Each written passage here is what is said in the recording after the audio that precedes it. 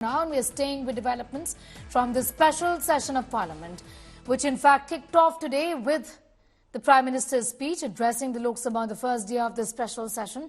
The Prime Minister remembered some of the key moments of the Parliament in the last 75 years. During his address in Lok Sabha, the Prime Minister became emotional and said that he had never thought he would receive so much love from people when he first entered as a Member of Parliament. He recalled how breakthrough initiatives by former Prime Ministers Jawaharlal Nehru, Atal Bihari Vajpayee and Lal Bahadur Shastri were witnessed in the old Parliament building. From Article 370 to implementation of the GST and OROP, which is one rank, one pension, he talked about significant historical events that have taken place in the old premises of Parliament.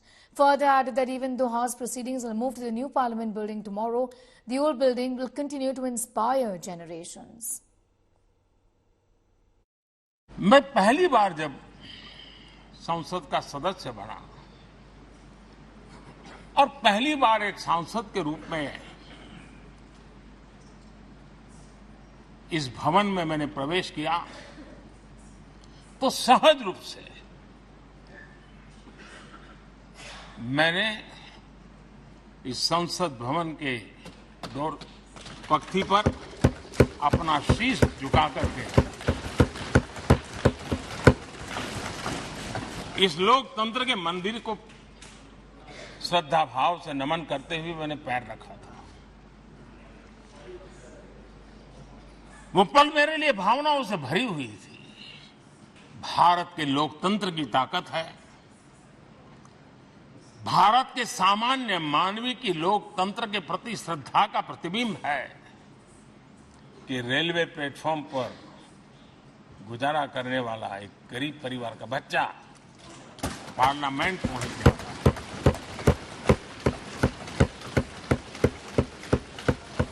मैंने कभी कल्पना तक नहीं की थी कि देश मुझे इतना सम्मान देगा, इतना आशीर्वाद देगा, इतना प्यार देगा। सोचा नहीं था अध्यक्ष जी। ये वो सदन है जहां कभी भगत सिंह, बटुकेश्वर दत्त उन्होंने अपनी वीरता सामर्थ्य से अंग्रेज सल्तनत को जगा दिया था बम का धमाका करके।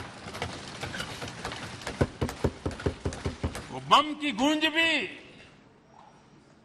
जो देश का भला चाहते हैं उनको कभी सोने नहीं देती। आदरणीय अध्यक्ष जी, ये वो सदन है जहां पंडित जी को इसलिए भी याद किएगा, अनेक बातों के लिए याद करेगा, लेकिन हम जरूर याद करेंगे इसी सदन में पंडित नेहरू का at the stroke of midnight की गूंज हम सबको प्रेरित करती रहेगी। इसी सदन में अटल जी ने कहा था, वो शब्द आज भी गूंज रहे हैं इस सदन में, सरकारें आएगी जाएगी, पार्टियां बनेगी बिगड़ेगी, लेकिन ये देश रहना चाहिए। पंडित नेहरू की जो प्रारंभिक मंत्रिपरिषद थी, बाबा साहब आम्बेडकर जी एक मंत्री के रूप में दुनिया की बेस्ट प्रैक्टिसेस भारत में लाने पर बहुत जोर दिया करते थे। फैक्ट्री कानून में अंतर्राष्ट्रीय सुझावों को शामिल करने पर बाबा साहब सर्वाधिक आग्रही रहे थे और उसका परिणाम आज देश को लाभ मिल रहा है। बाबा साहब आम्बेडकर ने देश को नेहरू जी की सरकार में वाटर पॉलिसी दी थी और उस वाटर पॉलिसी बनाने में बाबा साहब आम्बेडकर की बहुत बड़ी भूमिका रही थी।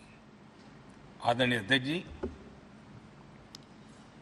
हमें जानते हैं कि भारत में बाबा साहब आम्बेडकर एक बात हमेशा कहते थे कि भारत में सामाजिक न्याय के लिए भारत का औद्योगिकरण होना बहुत जरूरी है, क्योंकि देश के दलित पिछड़ों के पास जमीन ही नहीं है, वो क्या करेगा? औद्योगिकरण होना चाहिए। और बाबा साहब इस बात को मान करके डॉक्टर श्यामा प्रसाद मुखर्जी जो पंडित नेहरू के मंत्री थे, उन्होंने इस देश में और पहले वाणिज्य मंत्री के रूप में और उद्योग मंत्री के रूप में उन्होंने इंडस्ट्री पॉलिसी इस देश में लाई थी।